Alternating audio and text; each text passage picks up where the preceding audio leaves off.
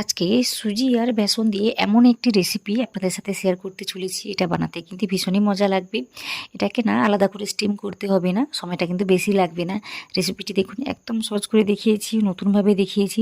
আশা করি আপনাদের ভালো লাগবে। রেসিপিটি প্রথম থেকে শেষ পর্যন্ত দেখবেন, তাহলে সব কিছুই বুঝতে পারবেন। আর এটা কিন্তু বাইরে থেকে ভীষণই মুচমুচে হবে আর ভেতর থেকে ভীষণই নরম, খেতে কিন্তু দুর্দান্ত লাগে। এটা চায়ের সঙ্গে খেতেও ভালো লাগে। তো আশা করি আপনাদের রেসিপিটি ভালো লাগবে। যদি ভালো লাগে তাহলে আমার ভিডিওতে একটা লাইক দেবেন। নতুন কেউ হয়ে থাকলে অবশ্যই আমার চ্যানেলটিকে সাবস্ক্রাইব করবেন, এইভাবে আমাকে সাপোর্ট করবেন। তো তার আগে নমস্কার, কেমন আছেন সবাই? আশা করি ভালো আছেন। শুভ্র শান্তি ব্লগে আপনাদের সবাইকে স্বাগত জানাই, আমি শান্তি। তো একটা কথা বলে দিই, এটাকে বানিয়ে কিন্তু স্টোর করেও রাখা যায়। তো আপনারা যখন মন করবেন তখন তৈরি করে এটাকে খেতে পারবেন, বা ভেজে বা স্যালো ফ্রাই করে মোটামুটি যেভাবে পারবেন সেভাবে রান্না করে খেতে পারবেন, বা আত্মীয়দের দিতে পারবেন। তাছাড়া চায়ের সময় খেতে কিন্তু বেশ ভালোই লাগে। তো রেসিপিটি দেখুন, আশা করি আপনাদের সব কিছুই ভালো লাগবে। তো এখানে আমি কি করেছি, একটা কাঁচা আলু নিয়েছি মাঝারি মাপের। তো ওটাকে খোসা ছাড়িয়ে নিয়েছিলাম, ধুয়ে নিয়েছিলাম। তারপর আমি এইভাবে একটু গ্রেট করে নিয়েছি। তো আমি একটু জলের মধ্যে গ্রেট করে নিয়েছি, এতে করে কিন্তু আলুটা আর কালো হয়ে যাবে না বা রঙটা বদলে যাবে না। তো এইভাবে মোটামুটি আলুটাকে গ্রেট করে নিয়ে ওটাকে আমি ধুয়ে নিচ্ছি। তো ওটাকে পরিষ্কার করে নেওয়ার পর এখানে আমি নিয়েছি ওই সুজি। তো এই সুজিটা আগে থেকে আমার কি বলবো গ্রাইন্ড করা ছিল, তো যার কারণে এইভাবে দেখাচ্ছে। তো ওটা হাফ কাপের একটু বেশি হবে। আর বেসন নিয়েছি ওই একই মাপে, মোটামুটি ওই হাফ কাপের একটু বেশি। তো সুজি আর বেসনকে একই সঙ্গে মিশিয়ে নিচ্ছি। তো এখানে আমার আগে থেকে গুঁড়ো করা ছিল বলে আমি ওই সুজিটা নিয়েছি। আপনারা চাইলে গোটাও নিতে পারেন। তো হাফ কাপও নিতে পারেন, আবার 1 কাপও নিতে পারেন। মাপটা বুঝে শুনে নিতে হবে। তো সমপরিমাণ বেসন আর সুজি নিয়েছি। তারপর এদিকে কড়াইতে একটু তেল দিয়েছি। তেলটা দেওয়ার পর আমি হাফ চামচের মতো ওই গোটা জিরে, তারপর ওই কালো সর্ষে দিয়েছি। যেহেতু আমি বেসন দিয়ে এই রেসিপিটি বানাচ্ছি, সেই জন্য একটু হিং দিয়েছি। তো এটা দিতে চাইলে দেবেন, না চাইলে না দেবেন। দিলে কিন্তু হজমের জন্য ভালো, তাই আমি দিয়েছি। তারপর একটু আদা দিয়েছি গ্রেট করা, আর কাঁচা লঙ্কা দিয়েছি। দিয়ে না ভালোভাবে ভেজে নিচ্ছি, হালকা আঁচেই কাজটি আমি করে নিচ্ছি। তো দেখতেই পাচ্ছেন, একটু সময় নিয়ে ভেজে নিচ্ছি। দেওয়ার পর আমি এখানে একটু ওই চিলি ফ্লেক্স দিচ্ছি। তো লঙ্কা গুঁড়ো দিলেও কিন্তু হবে। তো ওটা দেওয়ার পর আমি একটু এখানে ওই জোয়ান দিয়েছি। এটা দিলে কিন্তু হজমের জন্য ভালো, তাছাড়া স্বাদটা ভালোভাবে আসে এই রেসিপির মধ্যে। তারপর একটু কসুরি মেথি দিয়েছি। এটা থাকলে দেবেন, না থাকলে দিতে হবে না, আমার কাছে ছিল। তো ওটা আমি একটু গুঁড়ো করে দিয়েছি। দিয়ে না সব কিছুকে ভালোভাবে ভেজে নিচ্ছি, হালকা আঁচে ভেজে নিচ্ছি। নেওয়ার পর এতে আমি ওই যে একটু হলুদ দিয়েছি। এটা দিতে চাইলে দেবেন, না চাইলে না দেবেন। দিলে কিন্তু কালারটা ভালোভাবে আসবে, সেই জন্য দেওয়া, অল্প করে দিয়েছি। তারপর একটু জিরে গুঁড়ো, ধনে গুঁড়ো, তারপর গরম মশলার গুঁড়ো, এগুলো আমি দিয়েছি। তো বাড়িতে যেই মশলাগুলো থাকে ওইগুলো দিলেই হবে, বেশি কিছু মশলা লাগে না। তো এইগুলো দিয়ে না আমি ওই পরিমাণ মতো জলটা দিচ্ছি। তো এখানে আমি 2.5 কাপের মতো ওই জলটাকে দিচ্ছি। তো বলতে পারেন এখানে 1 কাপের একটু বেশি ছিল ওই সুজি আর বেসন মিলে, তাই আমি এখানে 2.5 কাপের মতো জলটাকে নিয়েছি। নিয়ে মোটামুটি এখানে কিছু মশলা আমি অ্যাড করে দিচ্ছি। তো এখানে গোলমরিচের গুঁড়োটা দিতে আমি ভুলে গিয়েছিলাম, সেটাই আমি দিচ্ছি। তারপর পরিমাণ মতো লবণটা দিয়েছি। তারপর যেটা আমি দিয়েছি সেটা হলো একটু লেবুর রস। তো এখানে লেবুর রস না দিয়েও চাট মশলা বা আমচুর পাউডার দিলেও হতো। তো এখানে আমি একটু লেবুর রস দিয়েছি, এটা দিলে কিন্তু খেতে ভালো লাগে। তো সব কিছুকে দিয়ে না আমি কি করেছি, এখানে ওই গ্রেট করা আলুটা দিয়েছি। তো আরও কিছু সবজি আমি এখানে অ্যাড করব। তো দেখুন, এখানে আমি গ্রেট করা ওই গাজরে দিচ্ছি। তো আপনারা আপনাদের মনের মতো করে সবজিগুলো অ্যাড করতে পারেন। তারপর পেঁয়াজ কুচি, তারপর ওই যে আমি টমেটো কুচি, এগুলো দিয়েছি। তারপর ধনেপাতা কুচি। তো মোটামুটি এই সমস্ত সবজি আমি দিয়েছি। তো সব কিছুকে দেওয়ার পর আমি ভালোভাবে মিশিয়ে দিচ্ছি। মিশিয়ে দেওয়ার পর আমি এখানে একটু চেখে নিচ্ছি যে লবণটা ঠিকঠাক রয়েছে কিনা।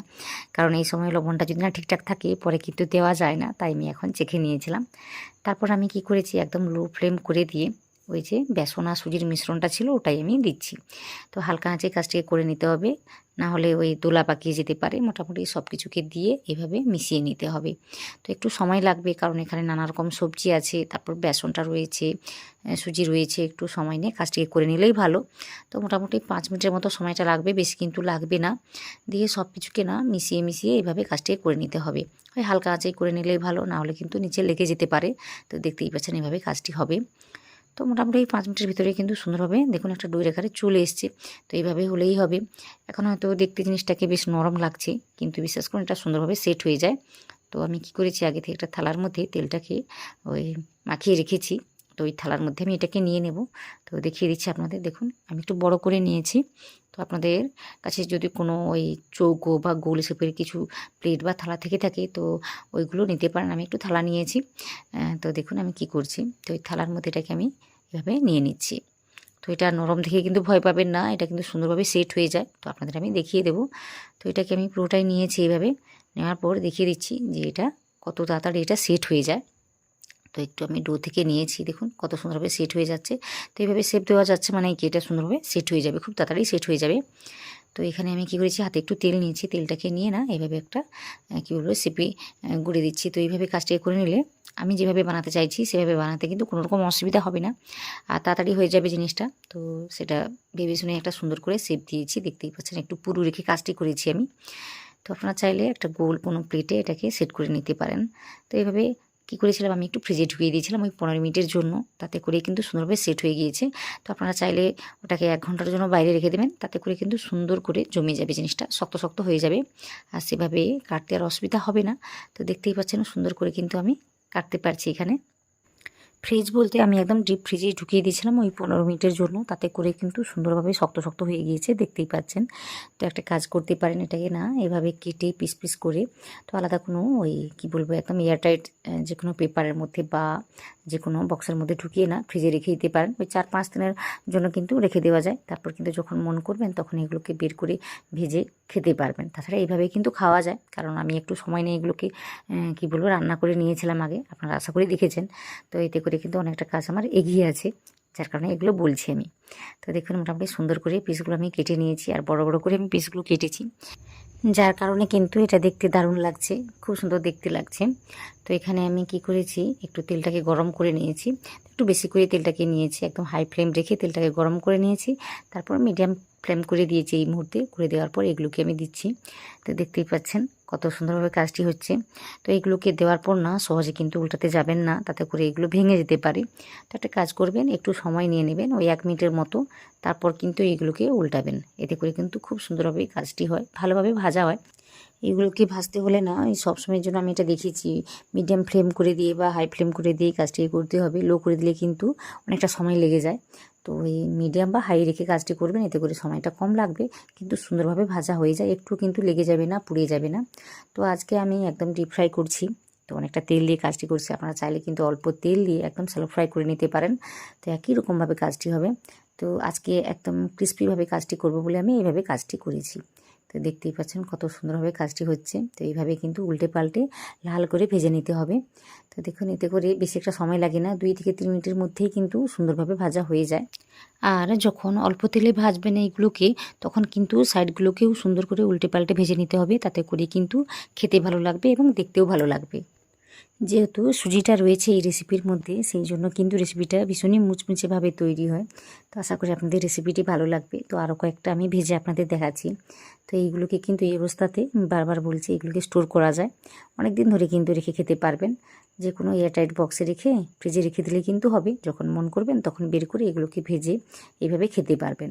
তো এগুলো চায়ের সঙ্গে খেতে কিন্তু দারুণ লাগে, তাছাড়া সসের সঙ্গেও ভালো লাগে। আপনারা চাইলে কিন্তু বাচ্চাদেরও দিতে পারেন টিফিনে।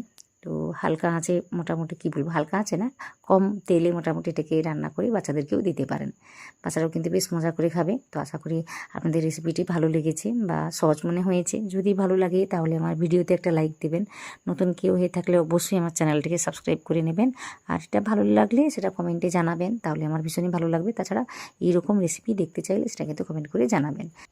ভীষণই ক্রিস্পি, টেস্টি এবং ভীষণই ইজি এই রেসিপিটি, আশা করি একবার হলেও আপনারা বাড়িতে ট্রাই করবেন, আর যদি বানিয়ে থাকেন সেটা আমাকে কমেন্টে জানাবেন। আমি মনে করি এই রেসিপিটি একবার বানালে আপনারা বারবার বানাবেন, এতটাই টেস্টি এবং ইজি রেসিপি।